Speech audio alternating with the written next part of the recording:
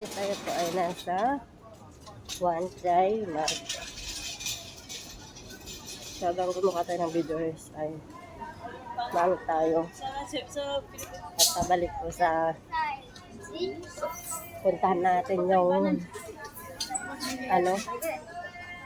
yung market, kainan na nandun parang nasa North Pole.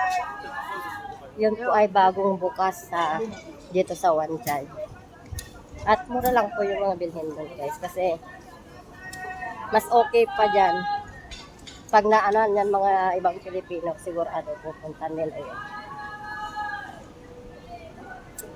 Kasi mura lang yung mga bilhin doon. So crunchy pa yung mga chicken. Pagkakalam ko ay nasa 39 o 49 yung isang set. Napakarami po yun, guys.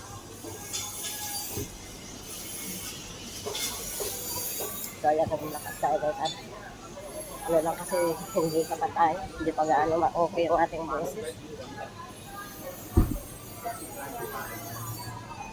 Kaya kailangan uminom ng vitamin C.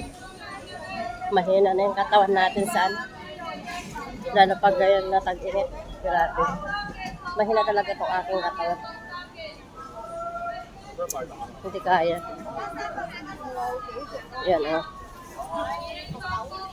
Tapos na naman yung isang araw na statutory day natin, guys. Lahat ng mga kapwa natin OFW, so ewan lang po kung sila po ay tag-day off.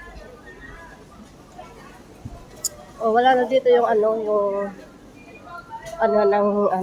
post novel, sabi.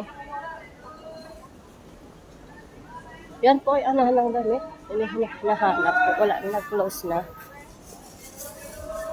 So, hindi siguro ni-renew yung nila. Kaya na-close na. Kaya ganun. Kasi ganito sa Hong Kong, guys. Pag hindi po kaya yung renew. Hindi lang na sila magre-renew. Kumbaga, ika-cut off na nila yun.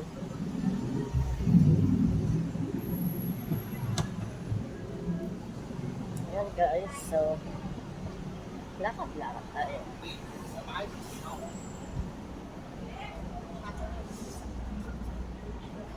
So, hirap ng ganito, guys. So, tuloy tayo, guys, sa paglakad. At tayo ay may pupuntahan.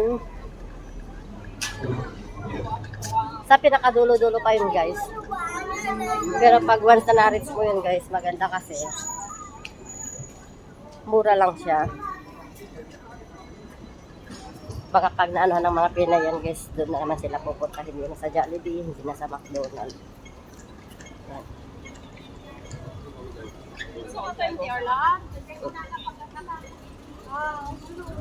So maglakad-lakad tayo. Walang gaanong tao.